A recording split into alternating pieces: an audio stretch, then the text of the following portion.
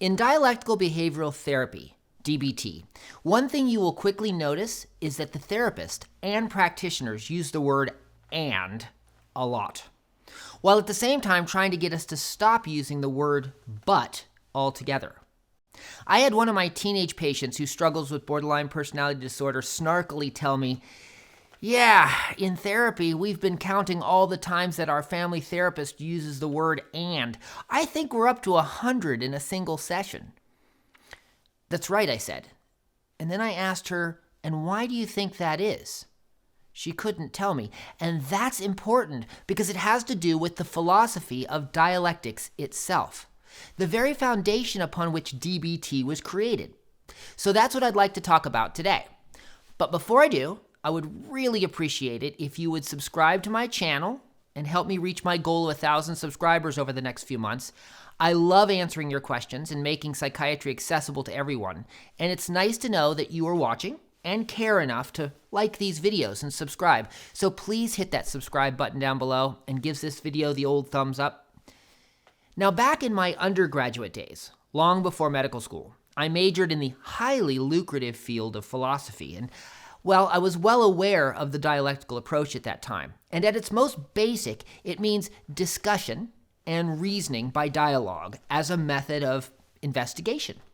Think Socrates, who spent all his time asking people questions until they started to contradict themselves and came to the startling conclusion that they really didn't understand their own truths all that well. Of course, this did lead to his being executed by the Athenians. Hemlock tea, anyone?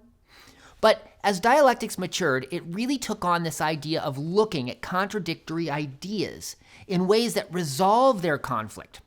It involves examining two opposing ideas in order to find the truth, which often lies in between. And this is why we talk about the middle path or shades of gray so often in dialectical behavioral therapy. We are trying to strike a balance between the black and white positions that so often plague us, especially if we struggle with BPD. Although, looking at today's political climate, black and white thinking, well, it seems to be everywhere. So how does the word "and" fit into the dialectical behavioral therapy model? I like to have my patients think about the following example. I love my wife, but she drives me crazy. Versus, I love my wife, and she drives me crazy. In the first example, the word "but" sets up a clear conflict. I love her, but. Does this mean that she has to change in order for this relationship to work out? I love her, but. There's this ominous sound to that.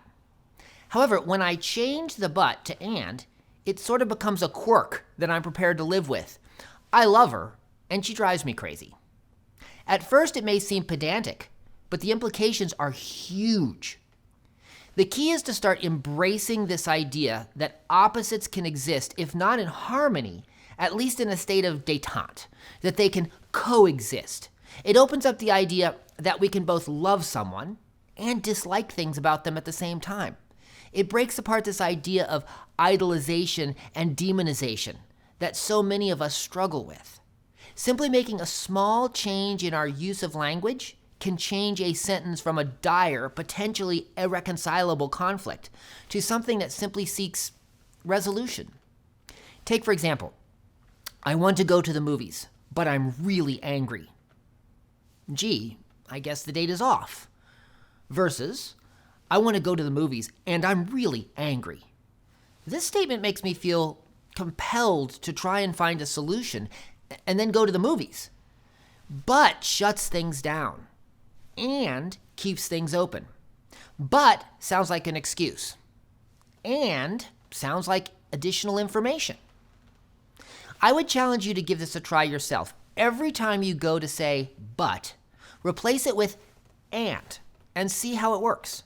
You may not think it will make a difference, and it will. I can tell you this, and I know that it's true. My wife loves me, and I drive her crazy. And we've been together for 25 years. Don't forget to like this video and subscribe to my channel. And if you don't, that's okay. Remember, mental health and physical health, they're the same thing. I'll see you in the next video.